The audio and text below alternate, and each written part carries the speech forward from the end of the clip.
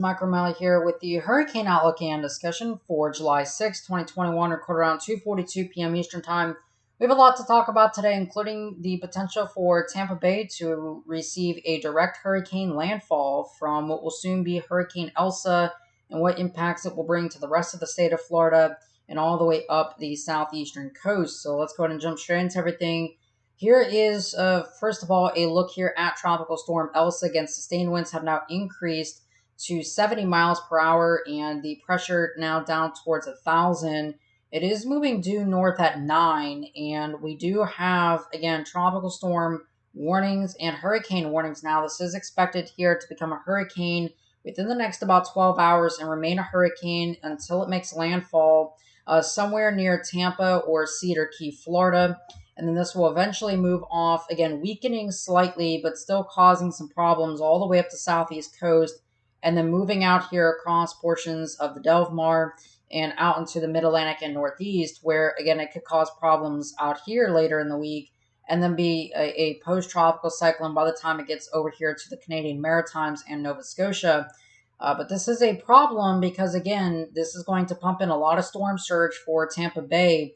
And as we'll take a look at here in a minute, the track it's taking is very not a good situation for the Tampa region. And we can see here at the look at the watch and warning map, again, we have a hurricane warning from Tampa to Cedar Key. And just points north of there, we have a tropical storm watch for portions of Georgia and coastal South Carolina. And we also have a tropical storm warning still extending from Key West all the way down through portions of the northwestern Florida panhandle at this time for the potential of, again, sustained 40-mile-per-hour winds or greater. If we look here at the visible satellite, again, a wide shot, all we're really monitoring right now is Tropical Storm Elsa, again, sitting off the Florida coast. It is a little bit sheared. Another tropical wave coming off of Africa. Not really monitoring this system too much, but again, it's, getting into that part where it's almost mid-July at this point. And, of course, next month is August, so we're quickly heading into the peak of the upcoming 2021 Atlantic hurricane season, which will likely be very busy. But looking here closer in at Elsa, again, right now we have sustained winds of 70, and we notice that, again, the storm is characterized by a high shear environment, but one that is still supportive for at least some strengthening. We have a trough that's digging in, which we'll take a look here in a minute, but that's kind of aiding in the outflow, which you can kind of see this outflow here, which is aided to the north and the east side of the system at this point. But what we'll notice is that, again, throughout the day, we've had this persistent area of convective activity really since this morning, and we notice how it's drawing in a lot of this moisture, kind of keeping this fetch going, and it's trying to do some convective symmetry here in alignment. And so far, we've failed to see any significant upshear convective bursts. And we talked about this yesterday. We really need the storm to generate upshear convection and try to symmetrize itself a little bit better in order for more significant intensification. And so far today, that hasn't happened. We've only seen gradual intensification since it moved off of Cuba late last night and is now sitting here. But again, our center is right on the edge here. And if we look here at the imagery coming from the radar in Key West, we'll notice that, again, our storm has kind of tried to create upshear, in an upshear environment for the storm to work with, but it's failed consistently. And again, we kind of saw multiple upshear attempts here earlier this afternoon, where, again, we get this convection that kind of tries to rotate itself here on the western side, but then it just kind of quickly gets blown towards the east, and we're not really able to kind of get that full wrapping around and kind of complete that ring in order for more intensification. So that's kind of good news. On the bad news, though, again, this is still at 70 miles per hour, and notice that we have a large fetch of winds. Even though this is higher up in the atmosphere, we have a large fetch of winds here on the northeast side. We'll highlight that in a little bit easier color here. All these winds here on kind of the northeast side of this, and that kind of roughly equivalates to this whole area in through here is seeing sustained tropical storm force winds, and even some hurricane force flight level winds way out ahead of this area here, well far removed away from the center of circulation. So what this really kind of indicates to me is that, again, even as this kind of moves northward, again, this is going to bring impacts to a wide area. We're already seeing a lot of heavy rainfall, especially near the coast. And now we're starting to get some of these heavier bands to set up inland, and this will be kind of rotating up towards the central Florida peninsula over the next few hours. And again, this could bring the threat for some tornadoes as well. There is a slight risk for severe storms today. We'll talk about that here more in just a moment. If you look here at the 850 vorticity map, this has been the atmosphere about 5,000 feet off the ground. And for context, these reds and whites, that's your high cyclonic spin at your 5,000 foot level. And again, we notice that our storm is looking a lot more healthy than it has been over the last several days. We have a much more defined, concentrated area of vorticity here in the low levels of the atmosphere that extends all the way through the vertical column. And this is definitely one that definitely supports the idea that this is a strengthening storm. If you look here at the Recon plane that has been in there throughout the day, again, we kind of got Recon delayed because of thunderstorms in Biloxi. But what we'll notice is that for some reason this isn't loading the whole image. But by and large, we've kind of seen an environment where, again, there it goes. We've seen the storm undergo a little bit of strengthening. We notice that pressures are now down towards about 1,000 millibars. And this is more supportive. Again, the storm is kind of just holding in its strength right now at about 70, 75 miles per hour. We notice that, again, we have a very broad wind field from Key West all the way down towards near Cape Coral and Naples, Florida, and Fort Myers region. And we have hurricane force flight level winds that are being observed well away from the inner core at this point, which is kind of right in here. Now we notice that winds over here on the southwestern quadrant are weaker, but they do support tropical storm force winds, at least in the flight levels. And this is certainly important because, again, it does show that we have had a little bit of consolidation of the radius of maximum winds. And what we talked about the last several days while Recon was kind of flying in the storm, at the west side had weaker winds. While it's still true here, the west side certainly now has those tropical storm force flight level winds.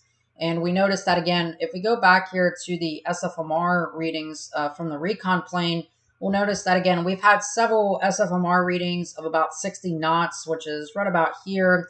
This is 65, which indicates hurricane force winds. We've had several hurricane force winds topping out at about 70 knots here on the flight level. And we also have a very big temperature spike, and this definitely kind of indicates that we have subsidence that is in the center of circulation, which means that this is still a very healthy storm. And when you have a large temperature spike, it kind of indicates that we have a very healthy subsidence region within the center of circulation, and that kind of co-locates here with the lowest minimum pressures and wind. So it's looking a little bit more likely now that Elsa will become a hurricane. And if we notice again, we kind of take a look here at the VDM here. This is the vortex data message. Again, what we notice is that we don't have any eye structure that is kind of evident on here. But we noticed that, again, we had a surface wind at the dropson of about 28. So whatever the dropson measured, which I didn't take a look at before, but the minimum sea level pressure of about 1,000 millibars here, which is kind of, expected.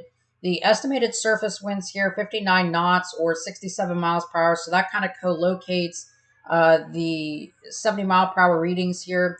And we've also seen, again, the max flight level winds here of about 84 miles per hour, which, again, this kind of does indicate that this is now at just really under that hurricane force wind there. Again, 75 knot maximum flight level or 86 miles per hour. So, again, that was about 56 nautical miles from the flight level center, which was over here in some of this deeper convection. Now, one thing that is important is that we do notice that this is actually moving a little bit more towards kind of the north, or maybe even a little bit towards the north and east at this point. And if we kind of back this out here and then jump back to where we're looking here on the radar, if we assume kind of a northern kind of component to this, this will be passing just offshore of the Tampa Bay region. But any little deviation towards the right could end up leading towards this coming ashore in Pinellas County and in Tampa. So any right side deviation to this could lead to an increased potential for hurricane force winds in the Tampa Bay area. And then we have to start looking downstream as well with a track that is now a little bit closer to the coastline of Florida. We start to also increase these surge values because this will be heading basically parallel or just inland slightly from the coast. And because of that, it's going to pile drive these surge values in the Tampa Bay coastline. And we've started to see the surge values start to increase on the predicted surge, now get in upwards of over about 5 inches. And we could be looking at on the high, or 5 feet rather. And we could be looking on the high side of that, closer towards about 6, maybe 7 feet of storm surge, which is certainly more than enough to kind of, again, sweep away a car, etc. What we also notice is that, again, any now closer track towards the coast will bring these tropical storm conditions well inland, and we'll have to start thinking about having tropical storm watches or warnings issued for parts of the Orlando metro, and a tropical storm warning could go in effect for parts of Lake County and Polk County over the next while. I'm actually kind of surprised that Polk is not included in a watch or warning at this point, but we will likely see those start to kind of come up with time. And again, kind of just taking a look at all of that, again, really seems to me that this is trying to symmetrize a little bit more. Again, the values here for the rainfall forecast, this was put together this morning. Again, right now, and this kind of still holds true, but I think these numbers are going to have to be bumped up, especially across inland locations. But we're looking anywhere from about 4 to 6 inches of rain right along the coastline. This basically goes from about Fort Myers to Tampa, northward, basically on the right side of this track. But it seems like that we're going to have to start inching these numbers a little bit more towards the east with this further eastward track. And then for the Orlando metro region, again, we're looking at about 3 to 4 inches of rain. Locally higher amounts could be upwards closer to 6 inches. And then over towards the Melbourne coastline here, over towards Miami, again, rainfall on the order of about 1 to 3 inches. So again, the highest rainfall amounts are going to be from the Orlando metro, Jacksonville metro, basically in points off towards the west here. But again, this is basically the area of greatest concern at the moment. And of course, then Key West could see still some of those bands that are rotating in from time to time. Again, those storm surge values have increased now. 3 to 5 feet of storm surge expected for the Tampa Bay area. And then from Inglewood and Bonta Beach, about 2 to 4 to 1 to 3 feet of storm surge. The Dry Tortugas and the Florida Keys, about another 1 to 2 feet of storm surge above normally dry ground. This is, by the way. And then the Ashtabula River all the way to the Okaloosa and the Indian Pass, roughly about 1 to 2 to 4 feet of storm surge, respectively. And then for South Carolina and Georgia, even though the storm will be inland again by this time, this will be a tropical depression. But again, those wind fields will be pushing some stiff wind onshore. And for that reason, there's the potential from the South Sanity River to the mouth of the St. Mary's River of about 1 to 2 feet of storm surge. And this actually gets very close there to Hilton Head Island, South Carolina, Paris Island, and closer to the Charleston area, up kind of towards Colleton County, etc. So this definitely gets up there in terms of where we could be dealing with some storm surge issues for the Charleston metro region within the next couple of days. Again, this is mainly now for when the storm is sitting roughly in this area over the next couple of days, but this will be a storm surge producer for sure for that region and could cause some minor flooding along with freshwater rainfall. Speaking of that threat, we have a moderate risk for flooding today. Again, a 20% chance for flooding really from about Tampa Bay through about Polk County, a slight risk to about Metro Orlando, and a marginal risk including Metro Miami and down to Melbourne. We also have a day 2 moderate risk for portions of Charleston, South Carolina, Savannah, Hilton Head, Paris Island, and just north of Jacksonville, Florida, and a slight risk then extending on day 3 for parts of Wilmington, North Carolina, Cape Hatteras, Raleigh-Durningham, Norfolk, and just south of Richmond, Virginia. So this will be a problem here. And we also have the threat for tornadoes. A tornado watch is now in effect for portions of the southern Florida peninsula. We will likely see parts included towards the north here, including Metro Orlando later this evening. This watch goes until about 11. We have these rain bands that are right now sitting south of Lake Okeechobee, which is right here. And these will be rotating northward during the day today. We've already seen a couple of tornado warnings here associated with the bands closer to the center of Elsa. And these will be rotating again inland as time goes on. The further east this track is, though, the more tornado potential extends across most of the peninsula, and along with that rainfall and the potential for wind. If we look here at the GFS forecast, this is the 12Z run valid for 2 p.m. this afternoon. Here's our storm right now, and again, it is sitting roughly about 100 miles or so off the coast, and we know that this is actually a little bit more towards the east than that. So this is likely going to have to correct in the 18Z runs. But by and large, again, this kind of scrapes the coastline here by tonight. This is by about 2 p.m. Tonight into the overnight hours. This is now passing right near the Tampa Bay area. And again, if we look here at the official track from the National Hurricane Center, what we'll notice is that this storm is expected to be here by about 8 a.m. tomorrow. Very slow moving storm. Again, it's only moving north at 9, so that's going to give some credence to a slower solution, a little bit more time over water, and that's also a little bit more time of prolonged tropical storm impacts across portions of the western Florida peninsula here. Really, the entire peninsula has a threat for seeing those tornadoes, damaging straight line winds, etc. within some of those rain bands. If we look here at the 10-meter wind, again, the pressure of about 1,003 millibars. Again, this is likely due to some vertical shear across this area. If we look at this again, valid for 2 a.m. tomorrow. We notice that, again, we have southeasterly winds aloft, but going up towards the top here, closer to about 200 millibars, we have winds coming out of the south, or we have winds actually coming out of the northwest here, or, yeah, we have winds coming out of the southwest, rather, excuse me. We have winds coming out of the southwesterly direction, and, again, we actually have a little bit of increased flow here aloft, or at the surface than we do aloft, which means that there's also going to be a little bit of discontinuity with the speed shear. Relative humidity-wise, though, we're still looking good, but if we look here at the precipitation kind of field here, we notice that, again, because of this trough that's approaching here the central Gulf Coast, we have a little bit of southwesterly vertical wind shear aloft, and that's helping to kind of induce a little bit of this dry air into our storm now.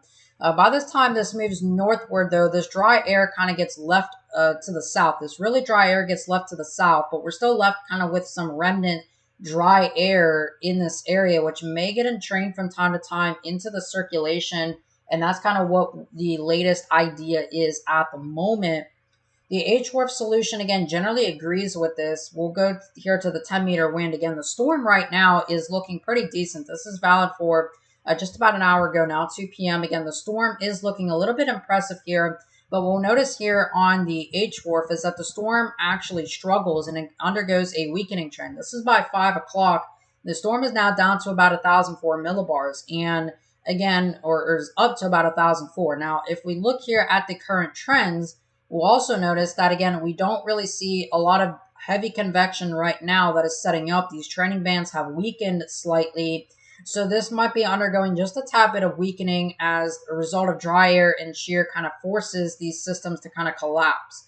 It is entirely possible that we're looking at that, though, but still even about 10,000 feet now above, we're looking at some relatively high wind here at about 70 miles per hour, etc. And again, one of the reasons, too, why some of these values are decreasing, these are relatively low top thunderstorms. They're not really that high top. They don't really have a high top to them. We can kind of see that, again, the tops out of these are probably no more than about 40,000 feet or so. And because of that, again, we're starting to lose some of the clarity here from radar. And we'll be switching to the Tampa Bay radar here in just a little bit. But again, the HWRF kind of goes with that. Tries to re-intensify it here by early tomorrow morning. This is, again, by 2 a.m. in the morning. Again, even this has it sitting about 30 miles to 40 miles offshore, but I'm leading it more towards the Tampa Bay vicinity where we could see a landfall. Real quickly looking at the overall environment here on the HWRF. Again, the environment remains highly sheared right now with, again, strong flow here down here, blowing towards the east, and again, very strong flow aloft here, blowing out of the west, and that kind of creates a little bit of problems there. And if we actually look here again, this is we'll go to the 850 vorticity here, and what we'll notice is that, again, just keep in mind, so this is the center of the 850 millibar vorticity. This is at 5,000 feet, so it's sitting right about there. Now, if we kind of translate that to about 500 millibars, the 500 millibar surface low is actually somewhere up in here at 2 a.m. So compare that to a surface low that's here and a mid-level vortex that's here. This indicates a little bit of decoupling, and as long as we have that decoupling, the storm is likely to not undergo significant strengthening, and I don't really anticipate really any significant strengthening at all. But this, again, 5 miles an hour, again, isn't really going to make the difference.